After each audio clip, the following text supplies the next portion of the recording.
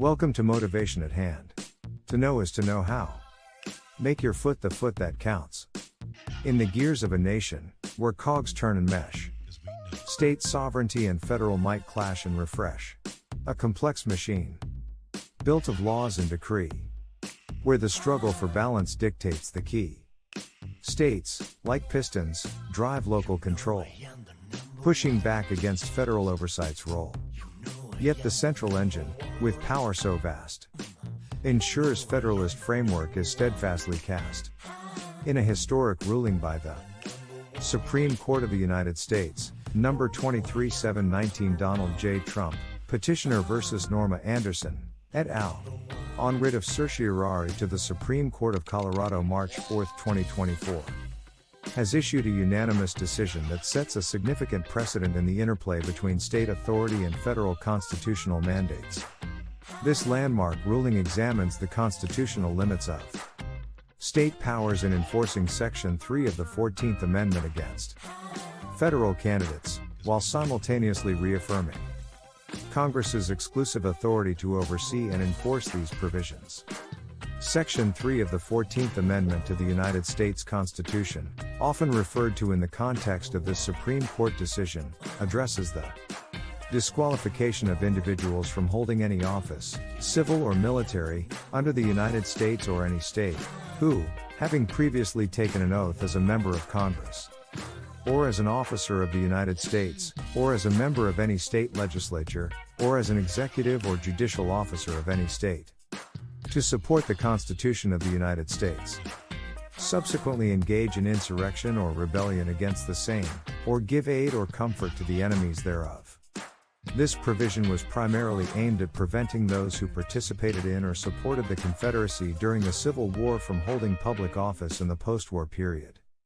The enforcement of Section 3 has historically been a matter for Congress to decide, including the removal of the disability to hold office through a two-thirds vote of each House. The recent Supreme Court decision, as analyzed, reaffirms the exclusive authority of Congress in this matter, highlighting the constitutional and practical issues that would arise from allowing states to individually enforce this disqualification against candidates for federal office. Central to the court's judgment is the clear demarcation of roles between state and federal jurisdictions, underscoring congressional authority in determining the eligibility of individuals for federal office. This delineation of power is deeply rooted in the constitutional architecture of the United States, serving as a cornerstone in maintaining the equilibrium between state sovereignty and the overarching federal governance structure. The court's examination of the historical context and legislative intent behind Section 3, showcasing Congress's proactive engagement in enforcing these provisions through legislative acts such as the Enforcement Act of 1870. The decision further addresses the potential for disarray and inconsistency that could arise from state-level enforcement of Section 3, particularly in the context of presidential elections. By advocating for a centralized framework under congressional oversight, the Supreme Court aims to define the national electoral process, mitigating the separation of state and federal power.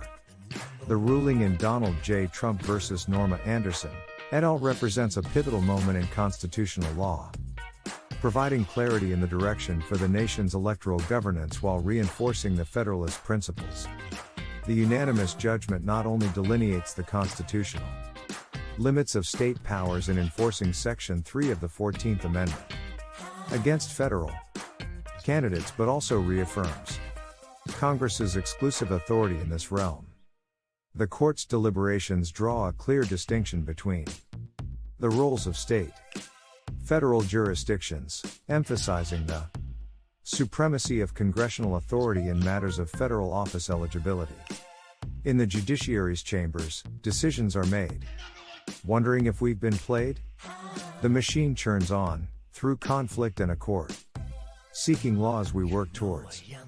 In the tension between state and federal domain lies a system that has gone insane. Much appreciation to you for giving of your time with us at Motivation at Hand. To know is to know how. We trust you will come back soon.